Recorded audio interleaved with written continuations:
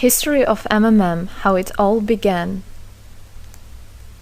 Starting up of MMM, in 1989, Moscow Executive Committee in Leninsky District registered MMM as a cooperative society. It is in Russia. A few words about the leader. The MMM Cooperative Society was founded by Sergei Mavrodi and was one of the leading computer equipment distributors in Russia. Sergei Mavrodi, having a degree in maths, worked as a programmer and took part in the development of the first operating systems.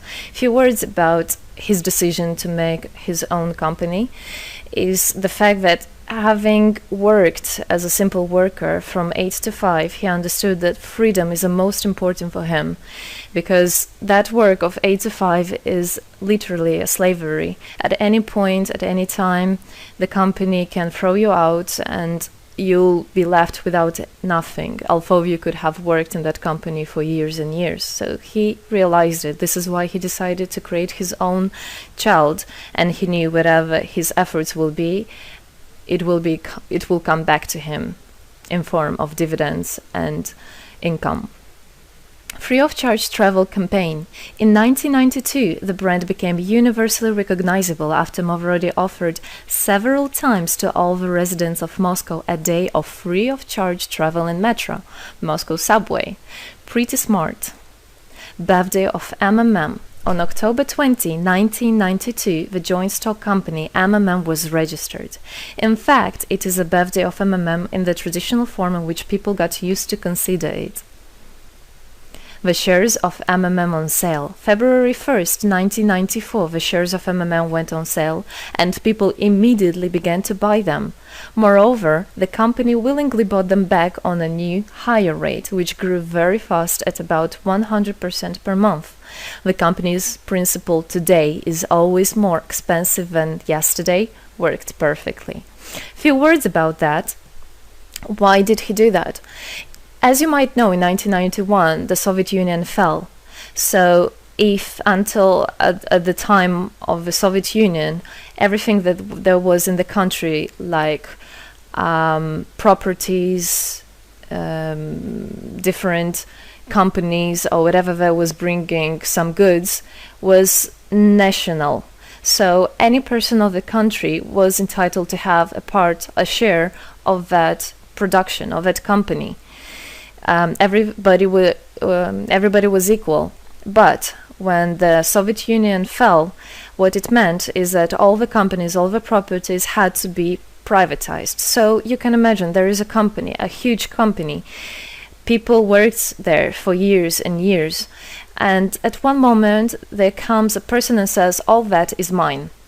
Yes, this was the case. And obviously that information, that laws about the fact that it was possible to privatize was kept only for a small group of people for obvious reasons.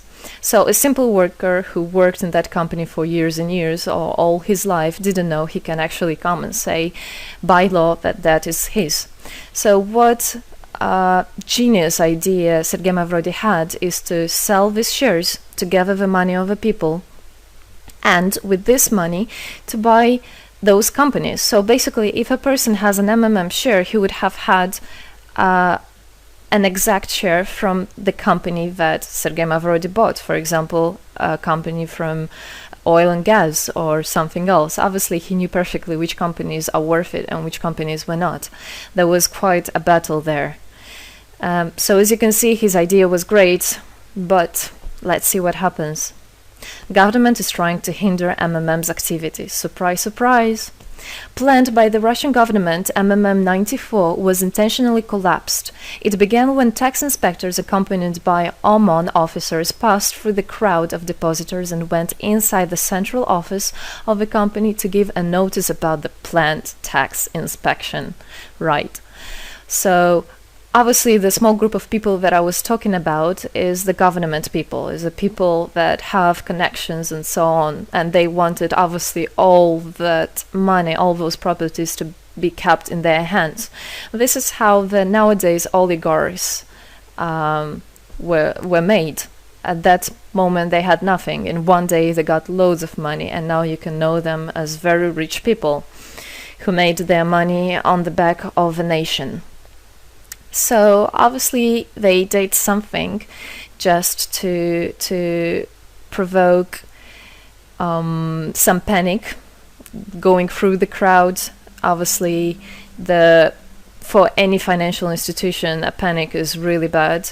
As I remind you, at that time, MMM was selling shares, was a share stock company, let's say.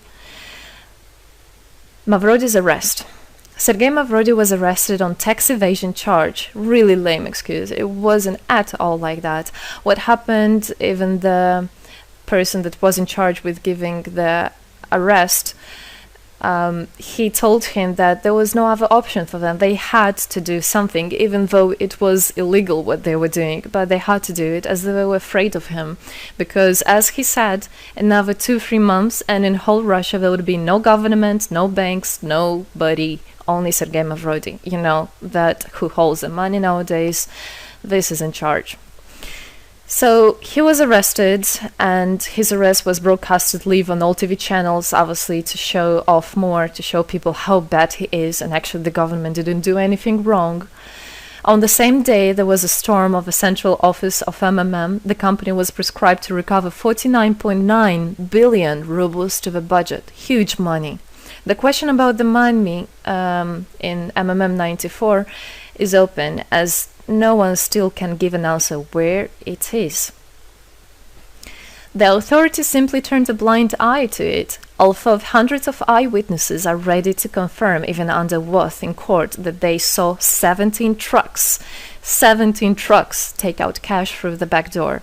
So unfortunately, at that time, there was no internet, no bitcoins, no other internet wallets, and all the money were obviously kept in cash in the MMM offices.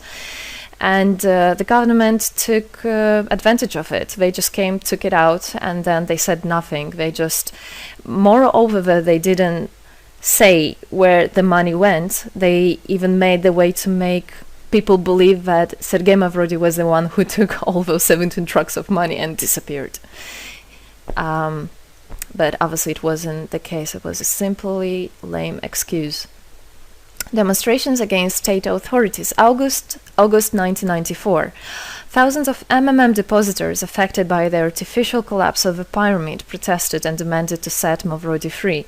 Actually, Mavrody could have used his powers and do huge, bigger protests, but he decided not to do that, as that would made as obvious a different protests of this type. Could be people injured or even killed, so he decided not to use people in this purpose. It was very noble from him to do that. MMM leader became a deputy. However, he found a way to get out of the prison. Being imprisoned, Sergei Mavrody had managed to register as a candidate for a deputy of the State Duma and was released from prison. He won the elections by a landslide and became the deputy of the State Duma of the first convocation. So, as a deputy in Russia, they have privileges. This is why, becoming a deputy, he was set free. The State Duma is against Mavrody. Surprise, surprise! The State Duma deputies deprived Sergei Mavrody of his deputy plenary powers due to his permanent absence at the Duma's meetings. That incident was the only one in New Russia's history. Sergei Mavrody wasn't interested at all in politics. It's not, he hates politics, as he said it many times. So he became a deputy only for the reason to get out of a prison. That's it. He wasn't interested to go to their meetings, as he himself considered as well the people there as being quite silly and not worthy to spend time with. But this was another lame excuse for them to deprive him by saying that he is absent. A candidate for presidency. The Central Election Commission registered the authorized representatives of the initiative group that had nominated Mavrody as a candidate for the president of Russia, but subsequently rejected a significant part of the signatures in the support of a candidate, and his registration was renounced. So, for obvious reasons, they did that again. They weren't interested into having a fair president, a fair leader on top of their head. Revival of MMM, January 2011.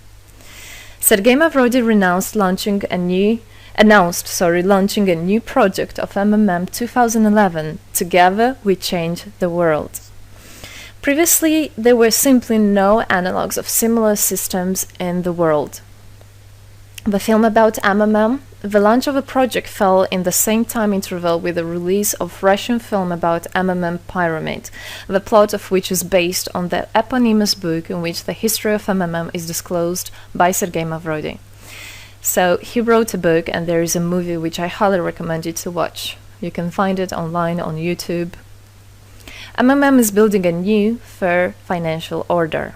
June 2012, the activity of MMM made a lot of banks collapse and a huge outflow of funds from deposit accounts happened. The system numbered more than 35 million members at the time. For obvious reasons, the fight against the system started. It suffered the same fate as MMM 94, eventually collapsed. So what happened? A lot of banks, as I already said, had a huge outflow, and another minus of the system of that time was that it wasn't really quite a community, because the money was still kept by the managers in MMM. So it wasn't the same idea as it is now, comparing it now, where people exchange money between themselves. You don't need to put it in a central account. At that time, there were central accounts, and it was again used by the banks. They simply blocked those accounts that they identified as being of MMM and took all the money away, and that's it. There were no other discussion about that. Again, huge loss of money. People lost a lot of money. Sergei Mavrodi didn't get all of them. It was again the banks that took the advantage of it. MMM 2012 is just the beginning.